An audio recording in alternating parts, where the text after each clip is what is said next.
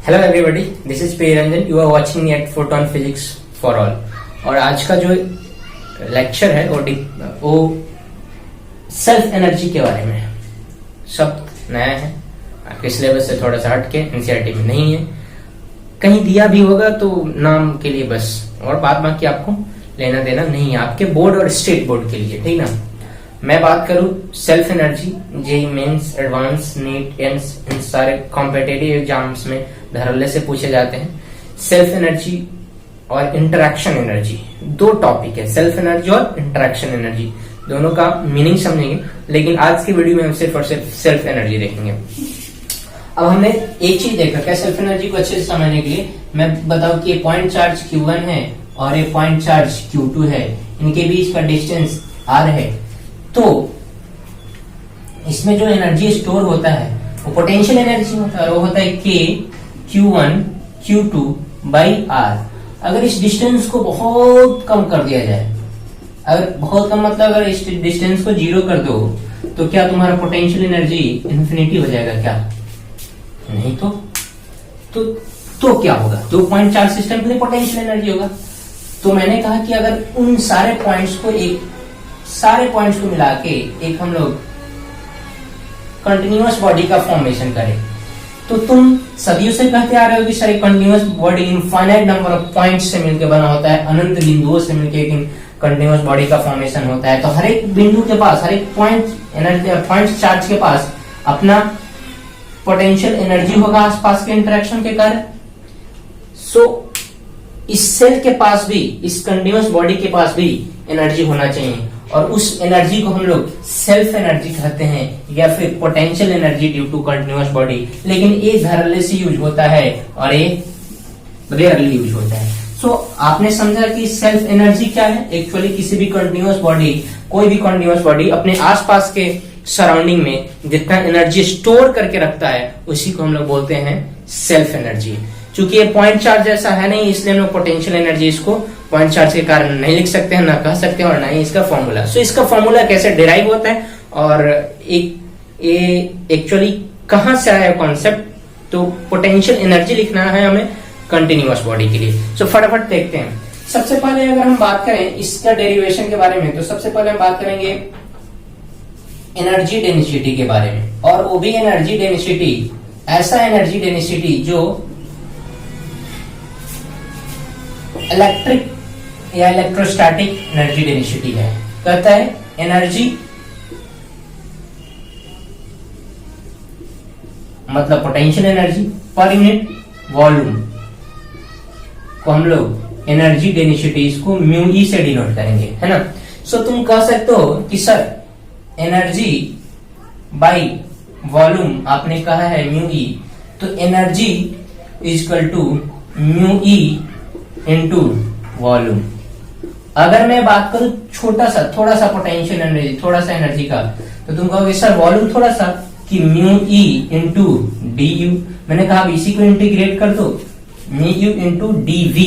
यहाँ v for volume not potential, यार v for volume, potential नहीं है। सो नेट हमारा पोटेंशियल एनर्जी, या इसको कह लो सेल्फ एनर्जी निकालने का ये क्यों फॉर्मूला आया, mu E into dV. DV is what? Elemental volume और डिफरेंशियल वॉल्यूम, नॉट पोटेंशियल। इस फॉर्मूला को याद रखना है। अब एक चीज और जानना है आपको, इसको हम लोग डिराइव करेंगे कैपेसिटर जब पढ़ेंगे, कैपेसिटर एंड कैपेसिटेंस और कंडक्टर के बारे में, तब कि एनर्जी डेंसिटी का म्यू ई का फॉर्मूला होता है half epsilon not E square air में। अगर कोई कुछ फील्ड नहीं किया गया हो तब, मतलब कोई डाइलेक्ट्रिक नहीं रखा गया हो तब। अगर मान लो कोई डाइलेक्ट्रिक रख दिया जाए तब कुछ म्यू नॉट की जगह म्यू नॉट ई आर आ जाता है, लेकिन मोस्टली आपको mu E is equal to half epsilon not E R आता है। तो इसके हेल्प से हम लोग net potential energy due to continuous body और सेल्फ एनर्जी निकालेंगे। सो फटाफट वीडियो पॉज करके आपने उतार रखा होगा, मैं समझू मैं मिटा रहा हूं। ओके, सो आपने एनर्जी डेंसिटी अभी देखा, और इसी के हेल्प से हम लोग लिखना स्टार्ट करेंगे जिसका नाम है सेल्फ एनर्जी और पोटेंशियल एनर्जी। मैं कहूं कि पहला हम लोग देखेंगे self energy due to self energy due to hollow sphere. इसको बनाने का दो तरीका है ना, एक आसान वाला तरीका आते हैं और एक थोड़ा सा टिपिकल नहीं, दोनों आसानी है, बस समझ का फेर है, थोड़ा सा एकदम थोड़ा सा, ज्यादा नहीं। चलो मेथड 1 देखते हैं कि अभी अभी तुमको बताया भाई साहब कि जब आप पोटेंशियल एनर्जी लिखो, नेट पोटेंशियल एनर्जी, तो ऐसे कह लो कि आपको करना है integral of mu E dV. तुमने कहा बहुत आसान सा सर, आपने तो मेरी आंखें खोल दी। म्यू ई का formula half epsilon not E square, half epsilon not E square, और dv for what? Differential volume. अब हम लोग बात करेंगे हॉलो स्फीयर है। सो हॉलो स्फीयर के बाद अगर हम इसके कारण डिफरेंशियल वॉल्यूम की बात करें, और वॉल्यूम इस हॉलो स्फीयर के चारों तरफ एनर्जी स्टोर है। अब अंदर एनर्जी इसलिए स्टोर नहीं है कि फील्ड अंदर क्या होता है? जीरो। तो यहाँ पे चार्ज आके रख देंगे, उसके बाद अंदर कुछ फील्ड है नहीं, यहाँ का पोटेंशियल, यहाँ का पोटेंशियल, सब जगह का पोटेंशियल सेम हो तो वर्क डन करना ही नहीं पड़ेगा। हम लोग पढ़ चुके हैं इसको इक्विपोटेंशियल सरफेस के प्रॉपर्टी में कि अगर इलेक्ट्रिक फील्ड जीरो हो तो नेट वर्क डन होता नहीं, सॉरी, अगर पोटेंशियल हमारा सेम हो तो वर्क डन होता नहीं है, जब वर्क डन नहीं होगा तो समझ ही रहे हो। चलो ठीक है, तो मैंने कहा कि इधर अंदर नहीं है तो सिर्फ बाहर बात करेंगे। मैंने डिफरेंशियल एलिमेंट लिया और एक मान लो ये सेल है, तो सेल जैसा ही कुछ डिफरेंशियल एलिमेंट लोगे और डिफरेंशियल वॉल्यूम खोजोगे। डिफरेंशियल वॉल्यूम कैसे निकालते हैं? तो ऐसे ही सेल चारों तरफ मानते हैं, तो मान लो r डिस्टेंस में मान रहे हो तो तुम सेल से सेल का फॉर्मेशन करोगे, तो डिफरेंशियल एलिमेंट क्या लोगे? 4 पाई r स्क्वायर dr। तुमने कहा यहाँ ये कहां से आ गया? मैंने कहा कि ऐसा होता है। डिफरेंशियल वॉल्यूम कहने का मतलब कि अगर मैं सेल की बात करूं, सेल को काट के खोल लिया जाए तो सेल का सरफेस एरिया अगर ऐसा खोल दिया जाए तो सरफेस एरिया क्या होता है? 4 पाई r स्क्वायर, और थिकनेस हमने लिया है, इसका थिकनेस यहां से यहां तक dr। तो वॉल्यूम क्या होता है? एरिया इंटू हाइट या एरिया इंटू थिकनेस। तो 4 pi r square, 4 pi r square तुम्हारा क्या हुआ? एरिया, और थिकनेस क्या लिया है? dr। सो डिफरेंशियल वॉल्यूम अब याद रखोगे, अगर आपने 11th पढ़ा होगा सेंटर ऑफ मास, तो बहुत इजीली ये समझ में आएगा कैसे लिया गया है 4 पाई r स्क्वायर dr। सो डिफरेंशियल वॉल्यूम, मैंने बोला कि डिफरेंशियल वॉल्यूम आपको क्या कंसीडर करना है? r डिस्टेंस पे dr थिकनेस का, और डिफरेंशियल वॉल्यूम आपको कंसीडर करना है dv is equal to 4 pi r square dr। Okay, next, अब पोटेंशियल, अब हमें हाफ एप्सिलॉन नॉट कांस्टेंट है, इसको बाहर निकाल दिया। E electric field due to sphere क्या होता है? K Q by R square field, और इसका है क्या? स्क्वायर, और तब dv 4 pi R square dr। और ये कहां से कहां तक? सो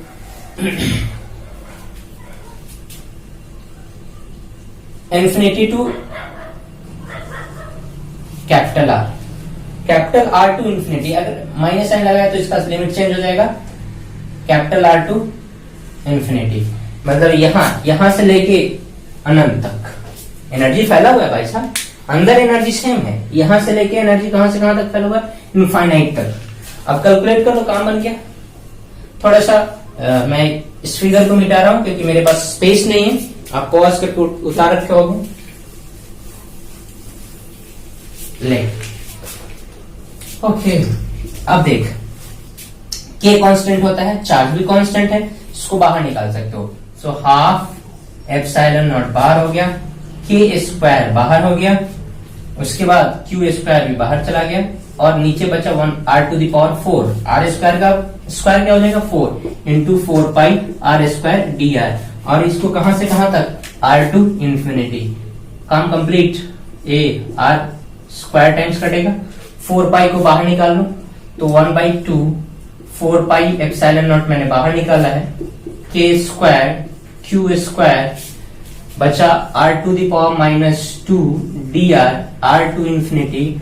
वैल्यू पुट पार्ट करो, निकाल लो, हाफ। अच्छा ठीक है, एक चीज देखना, हाफ को हाफ रहने देते हैं। K का वैल्यू बताओ क्या होता है? K is equal to 1/4 pi epsilon not. तो 1 क्रॉस मल्टीप्लिकेशन कर ले तो 4 पाई एप्सिलॉन नॉट को हम लोग लिख सकते हैं 1/k। सो मैं इसको लिख रहा हूं 1/k into K square into Q square upon, अब इंटीग्रेशन कर ही लेते हैं, r टू द पावर -2, तो -2 + 1 रूल यही है, तो -2 + 1 डिवाइडेड बाई -1, -2 + 1 -1 ही होगा, और r2 इंफिनिटी।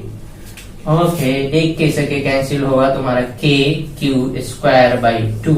अब हम लोग लिमिट पुट करते हैं, r to the power -1 minus मतलब अब लिमिट चेंज हो जाएगा, नीचे वाला ऊपर, ऊपर वाला नीचे, तो r टू द पावर -1 कहने का मतलब एक बार अपर लिमिट पुट करोगे, पुट कर ही लो, एक टर्म और बढ़ा लेते हैं, r2 इंफिनिटी, माइनस साइन हटेगा तो नीचे वाला ऊपर, ऊपर वाला नीचे, तो ऊपर नीचे कर लेते हैं हम लोग और माइनस साइन को हटा देते हैं, और नेक्स्ट टर्म में हम लोग यही, मेरे पास स्पेस नहीं है, तुम्हारे पास तो है, तो ऐसे मत लिखना, 2 अपर लिमिट r, सो 1/r माइनस 1/infinity, 1/infinity का वैल्यू 0, 1/r।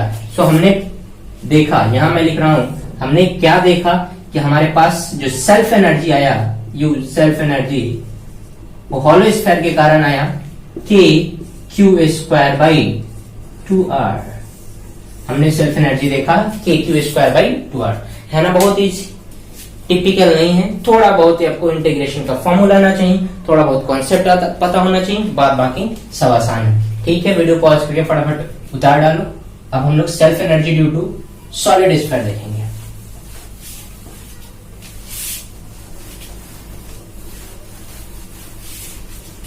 बाद बाकी मुझे फॉर्मूला से ही काम होता है, सो जब हम लोग इंटरेक्शन एनर्जी लिखेंगे, सिस्टम के लिए पोटेंशियल एनर्जी लिखेंगे, पॉइंट चार्ज इस सारे के लिए पोटेंशियल एनर्जी लिखना सीखेंगे, इस पर क्वेश्चंस करेंगे, तब हम लोग देखेंगे कि फॉर्मूला का बहुत बड़ा इंपॉर्टेंस है। चलो, अब self energy due to hollow नहीं है, अब सॉलिड स्फीयर, ऐसा स्फीयर है जो सॉलिड है। मैंने कहा कि ठीक है, आप एलिमेंट बना लो कि एक सॉलिड स्फीयर है, सॉलिड स्फीयर है तो अंदर भी चार्ज बंधा होगा, बंद होगा। मैंने कहा हाँ, अंदर चार्ज भी बंद है, Q Q Q Q Q Q Q Q. Okay, अब तुमने कहा कि सर अब पहली वाली बात तो है नहीं कि अंदर फील्ड 0 हो जाएगा, सो पोटेंशियल डिफरेंस होगा, नहीं, अब अंदर फील्ड 0 नहीं है, तो आपको दो टर्म में निकालना पड़ेगा, एक बाहरी लेयर के कारण और एक अंदर वाले के कारण। तो जब हम लोग इसका सेल्फ एनर्जी लिखना स्टार्ट करेंगे, सेल्फ एनर्जी लिखेंगे तो लिखेंगे self energy outer plus self energy interior, outer और इंटीरियर दोनों का सेल्फ एनर्जी लिखेंगे। सो आउटर का सेल्फ एनर्जी हम लोग जान चुके हैं, आपको कुछ तो पता होगा कि एक हॉलो स्फीयर और एक सॉलिड स्फीयर, दोनों स्फीयर के बाहर सब कुछ सेम होता है, इलेक्ट्रिक फील्ड दोनों के लिए KQ square by R square, KQ by R square होता है, ठीक। पोटेंशियल दोनों के लिए KQ बाई आर होता है, ये तो सेम है ना, बाहर दोनों के लिए सेम होगा, सो बाहर वाली टेंशन नहीं है। तो जब हम आउटसाइड या आउटर हम बात करेंगे, आउटर, तो आउटर हमारा पोटेंशियल एनर्जी हो जाएगा, अभी निकाला है KQ स्क्वायर बाई 2r, सो वाली प्रॉब्लम नहीं है, लेकिन इंटीरियर में प्रॉब्लम है। सो जब इंटीरियर की बात करेंगे, सो यू इंटीरियर, अब इंटीरियर की जब हम लोग बात करेंगे तब हमें निकालना पड़ेगा यू इंटीरियर का। तो तुमने कहा कि सर कोई बात नहीं, अभी तो आपने सिखाया है क्या? ओके, मैंने तुम्हें सिखाया है, क्या सिखाया भाई साहब?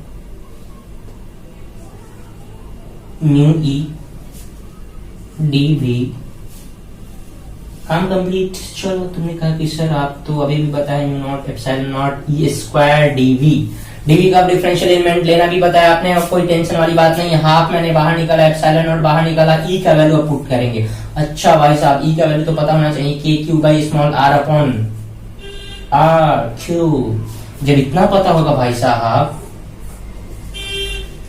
अंदर सॉलिड स्फीयर के अंदर यही होता है electric field, K Q R upon R Q, इतना पता होगा तभी बने। आप जे एडवांस का टॉपिक पढ़ रहे हो, आप हार्ड कंपटीशन का टॉपिक पढ़ रहे हो, और इतना बेसिक नहीं पता होगा तो फिर तो पढ़ना बेकार है ना, है कि नहीं है? चलो देखते हैं फिर आगे। ओके, सो हमने निकाला हाफ एप्सिलॉन नॉट को बाहर, के स्क्वायर को किया बाहर, क्यू स्क्वायर को किया बाहर। अभी तो हमने डिफरेंशियल एलिमेंट लिखा ही नहीं। तुमने कहा कि सर अभी तो आप डिफरेंशियल एलिमेंट निकाल के दिखाए हो, अब टेंशन वाली बात नहीं हमारे लिए। मैंने कहा okay, r to the power 2 upon r to the power 6 अभी आर कांस्टेंट है, अब इसको बाहर निकाल सकते हैं। कैपिटल आर वेरी नहीं कर रहे, स्मॉल आर वेरी करता है, into 4 pi R square D R. चलो बात करते हैं। हाफ एप्सिलॉन नॉट, 4 पाई को मैं बाहर निकालू क्या, आसान होगा। 4 पाई को बाहर, एप्सिलॉन नॉट को इसके साथ छेप देता हूं। तो हाफ के स्क्वायर क्यू स्क्वायर, और नीचे हमारा इंतजार कर रहा है r to the power 6 r to the power 6। Okay, so बचा क्या, r to the power 4, integral of r to the power 4 d r. अब थोड़ा लिमिट बता दो ना। आप स्मॉल आर को कहां से वेरी करा दे रहे हो भाई साहब, 0 से लेके कैपिटल आर तक। तो आप 0 से लेके कैपिटल आर तक लिमिट पुट करोगे। सो हाफ या हाफ 4 पाई एप्सिलॉन नॉट को ऑब्वियसली के बोल दूं, 1 K into K square Q square by R to the power 6, और इसका इंटीग्रेशन करने पर आएगा हमारा R to the power 4 plus 1 क्या हो जाएगा, R to the power 5 by 5। Limit put किया जाए 0 टू आर, एक बार अपर लिमिट एक बार लोअर लिमिट कम कंप्लीट। सो हमारा आया हाफ, एक के ने के को काटा, so K Q square by R to the power 6। जब लिमिट पुट करोगे एक बार कैपिटल आर, सो ये वाला R to the power 5 by 5 होगा, और 0 पुट करोगे तो 0 हो जाएगा। तो क्या हो जाएगा, R to the power 5 by 5, R to the power 5 R to the power 6 को ले डूबेगा आर के साथ, और नीचे हो जाएगा के क्यू स्क्वायर बाई 5 टू जा 10 आर। समझ में आया? लेकिन ये इंटीरियर है, अभी भी कंप्लीट नहीं है। जब हम लोग यूज सेल्फ टोटल लिखेंगे, इफ सेल्फ और सॉलिड के लिए लिखेंगे, सॉलिड स्फीयर के लिए है, तो आप टोटल लिखोगे ना। पहले कितना है भाई साहब, K Q square by 2 R. Interior के लिए क्या है, K Q square by 2 R plus K Q square by 10 R. So अगर हम लोग इसका एलसीएम लेके राउंड कहानी कंप्लीट कर रहे, सो 5 और 1 6, और हमारा हो जाएगा 6 के क्यू स्क्वायर बाई 10 आर, और इसको हम लोग 3 सो 3 के क्यू स्क्वायर बाई 5 आर। ये तुम्हारा पोटेंशियल एनर्जी और सेल्फ एनर्जी किसके कारण 3 के क्यू स्क्वायर बाई 5 आर। क्या आया, 3 के क्यू स्क्वायर बाई 5 आर। किसके कारण भाई, सॉलिड के कारण और हॉलो के कारण। सो आपने इस वीडियो में 2 इंपॉर्टेंट चीज देखा, और वही याद रहे, डेरिवेशन समझ में आना चाहिए, कैसे डेराइव हुआ ये पता होना चाहिए। लेकिन अगर नहीं करने आते तो टेंशन वाली बात नहीं है, आपको सिर्फ फॉर्मूला से मतलब है। सेल्फ एनर्जी और हॉलो की बात करेंगे तो हमारा हो जाएगा के क्यू स्क्वायर बाई 2 आर, और यही सेल्फ एनर्जी जब हम लोग सॉलिड की बात करेंगे तो के क्यू स्क्वायर बाई 3 के क्यू स्क्वायर बाई 5 आर। ये 2 इंपॉर्टेंट फॉर्मूला निकल के आया, और यही 2 इंपॉर्टेंट फॉर्मूला आपको याद रखना है। अगर फॉर्मूला ऊपर नहीं दिख रहा होगा तो मैं फिर से क्या भाई साहब, आपको पहले से पता ही है तो है। सो फाइनली अगर वीडियो अच्छा लगे, हो गया है और क्या, पॉज करके लिखना है, लिख डालो। अगर वीडियो अच्छा लगे सो लाइक करो, शेयर करो मैक्सिमम, और सब्सक्रिप्शन बढ़ाओ। This is new channel for you guys. Okay, thanks for watching.